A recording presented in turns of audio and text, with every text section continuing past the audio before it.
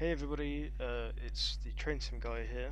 I just want to thought I'd create a video to sort of update you on what's been happening. This is the first time I've tried live recording my voice, adding it to a video, so super nervous. I've had about 10,000 takes on various introductions and getting them all wrong. But hope this one's probably pretty bad as well. But I just thought, you know what, stuff it. I'll just record whatever I say from now on. And I apologise in advance if you don't like the video. Dislike it. If you do like the video, give it a good thumbs up and subscribe if you want to. It would be really helpful, and any feedback is super helpful. So yeah, as some of you may know from the other video on my channel, I created a route about 4 years ago called Aberdeen Woodland Railway. You can find it on TheTrainSim. I'll put a link in the description. And I thought I'd try and sort of increase its publicity, so I created a YouTube channel, sort of a trailer of that route this time last year. And yeah, I've got a sort of couple hundred views, which is nice. And I thought I sort of forgot about my YouTube channel for quite a while, and recently I thought, oh, I should probably sort of dabble back into this because I actually quite enjoyed it, creating videos really, not so much talking. But yeah, so I thought I'd come back and update anybody who's here on what's basically been happening, particularly in Train Simulator. And I've been a little bit busy when it comes to Train Simulator. I've uploaded a new route to the Steam Workshop this time, called Branch Route Work in Progress. It's 8.3 at the moment, and I will be updating it every month, hopefully with an update every month. And basically, yeah, this is a completely new project, and my basic sort of brief for the project was to create something as realistic as possible, really sort of go very deep into detail, and it has taken me 8 months, and I haven't yet finished 2.5-3 miles. Yeah, it's a very long time, and it's very much work in progress. But I have got a little bit done. I have managed to. There are quite a few screenshots on the Steam Workshop page, and I even had my route showcased by AWP, Angry Welshman Productions. I'll put a link to his channel in the description as well. He's a fantastic YouTuber, great laugh, does a load of blogs as well, and it's got a pretty good project going on with faces on trains. So check him out, super cool dude. But anyway, yeah, back to my route. Yeah, this is, as you can see, pretty much work in progress. But you may hopefully understand why later on. So we'll start at the top of the line here. We have a little station. This is based on a Harmon's Cross station on the Swannage Railway in Dorset, which is actually where I'm from. And yeah, I decided to create a nice little quaint station.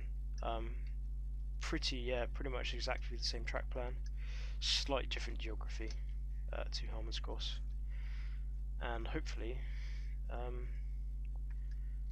it fits the bill. It's quite. You could fit about 6 coaches in the platform, and there's hopefully going to be quite a few houses over there, and you have sidings for some coaches.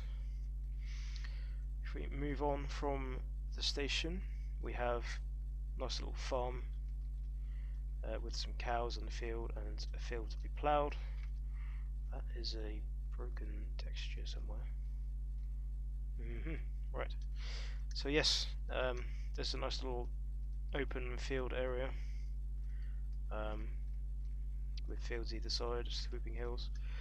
I again, similar to my Aberdeen Woodland Railway route, I sort of took the idea of limiting the scenery to basically what you can see from the track. So if you're from here, you're really only going to see up to sort of these trees, maybe a little bit further, so really there's no point building scenery beyond that. The only exception to that rule is here. This is my viaduct. I've actually got a friend helping me with this part of the scenery, and this will obviously have to extend both sides quite far, probably down to there, which is probably about a fair few hundred meters, possibly up to a kilometer. So we come out of the viaduct, we're going west,